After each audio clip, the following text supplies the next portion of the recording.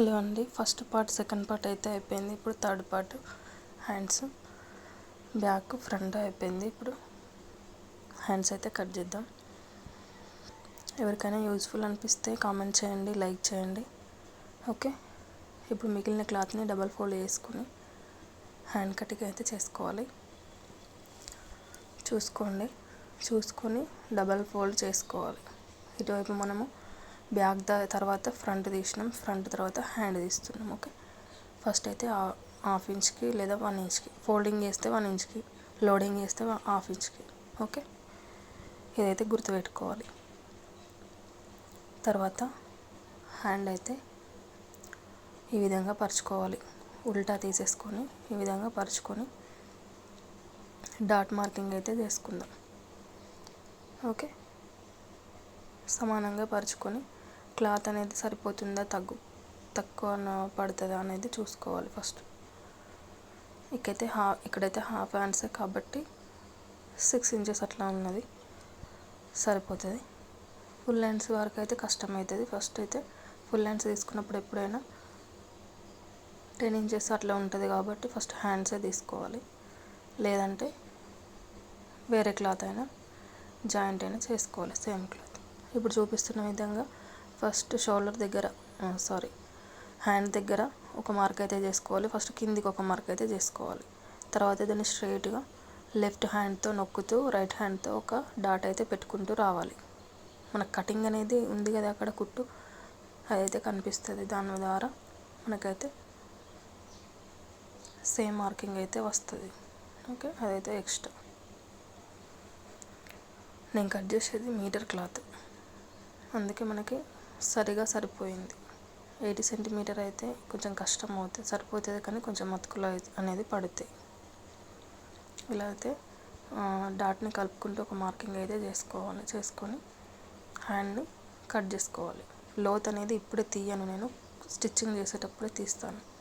ఎందుకంటే లెఫ్ట్ హ్యాండ్కి రైట్ హ్యాండ్కి లెఫ్ట్ది కన్ఫ్యూజన్ ఏదైతే జరుగుతుంది. అలా ఇప్పుడు కట్ చేసుకున్న తర్వాత షోల్డర్ పైన ఒక టక్ అయితే పెట్టుకోవాలి, గుర్తుంటుంది. మిడిల్ పాయింట్ తర్వాత 2 హ్యాండ్స్ని విడదీసేయాలి.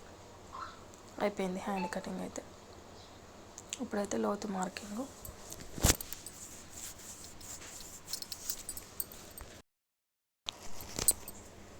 ఇప్పుడైతే కట్ చేసుకున్న హ్యాండ్స్ని విడదీసి లోతు భాగం అయితే ఈ విధంగా మార్క్ చేసుకోవాలి, చూపించిన విధంగా. ఓకే, తర్వాత ఈ 3 పార్ట్లు అయితే కంప్లీట్ అయిపోయినాయి కదా. తర్వాత క్రాస్ పట్టీలు అయితే చూద్దాం.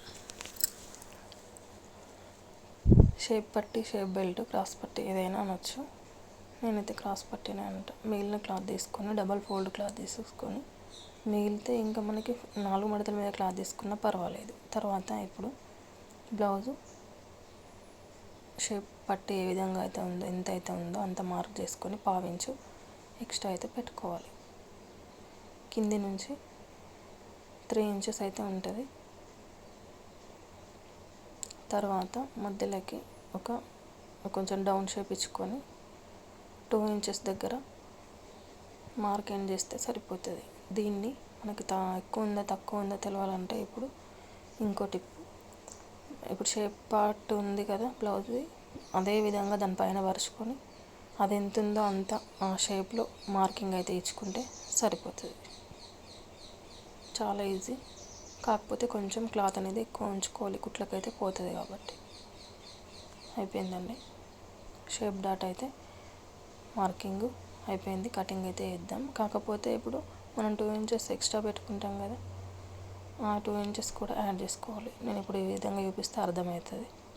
కట్ చేసిన ఫ్రంట్ పార్ట్ని దానిపైన పక్కన పరుచుకొని ఇలా ఈ రకంగా 2 ఇంచెస్ అయితే ఎక్స్ట్రా పెట్టేసుకోవాలి.